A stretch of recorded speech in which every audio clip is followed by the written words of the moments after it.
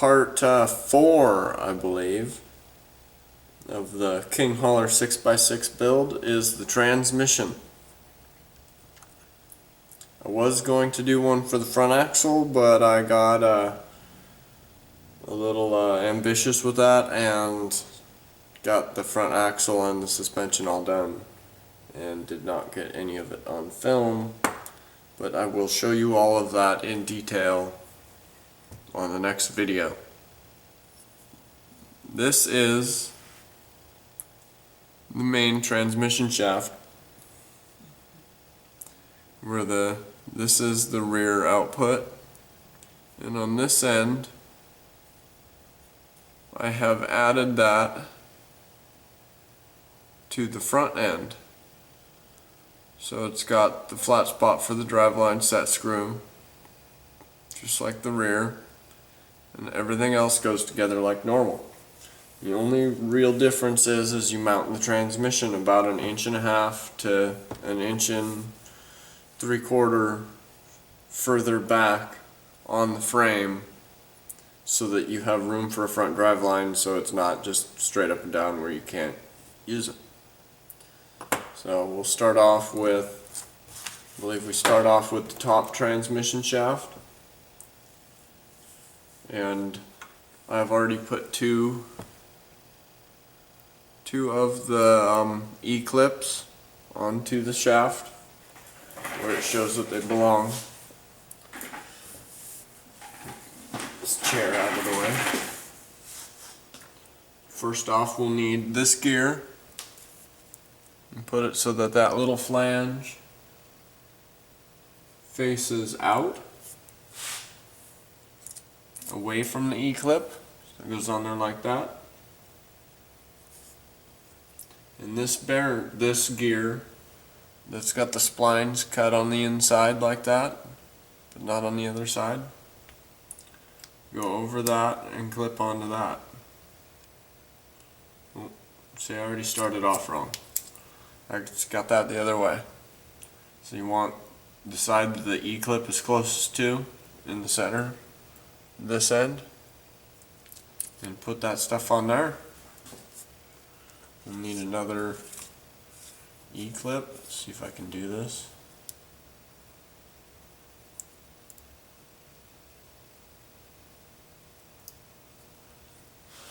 And I'm unprepared and didn't bring my pliers over with me. There they are. And they've been magnetized.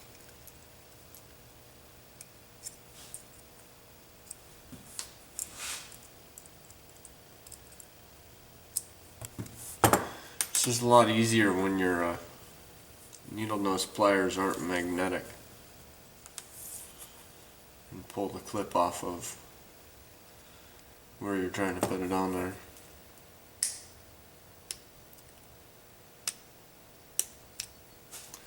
There. Now one end done. Now the other end gets this gear splined on the inside. Goes all the way into there like that, with another E-clip to have up here in my tray, my Cow RC parts trays, which are sitting here on my big giant Cow RC pit mat.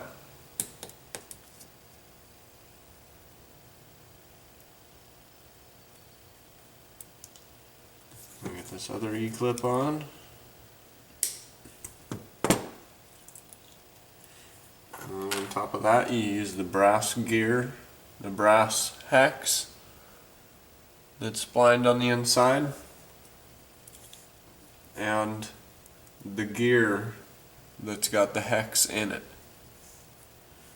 And you take the flange side of the gear and put that end in, or the flange side of the hex, and put that in the gear, and you put that on the transmission shaft so that the hex is facing out, so that when it's on there it is together like that. And then one more E-clip.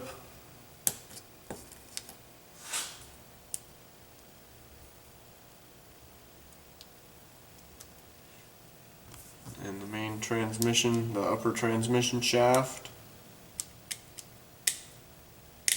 is done. That's the upper shaft. No modifications to that one. That one is just the way you're supposed to do it. Now we'll go with the lower shaft. Grab some bearings. I think these are the right size.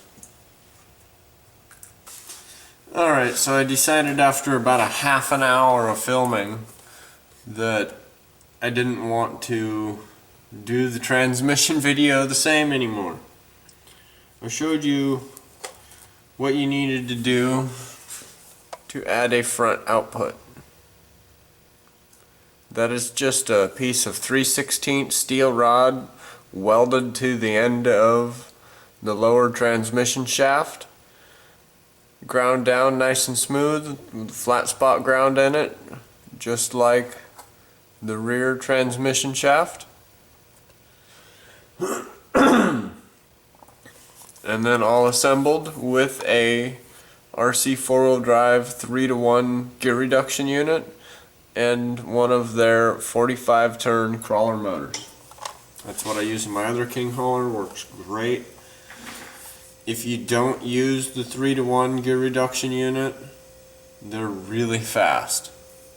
They're way too fast and don't have enough power for what I needed. So I run this on both of mine.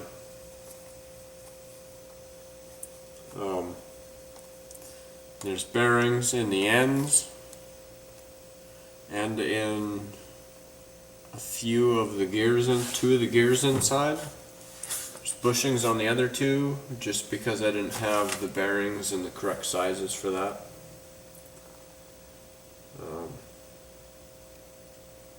So that's the transmission. That's what it looks like all together. Chances are you will have the full instructions and don't need to see what I was going to try to show you.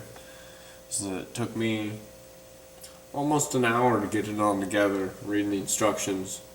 Had a couple of things backwards that I don't think I got on the video that will be released. I'm gonna have to go through there and make sure I didn't get any wrong information. And well, if you like, please subscribe if you want to see more. And thanks for watching.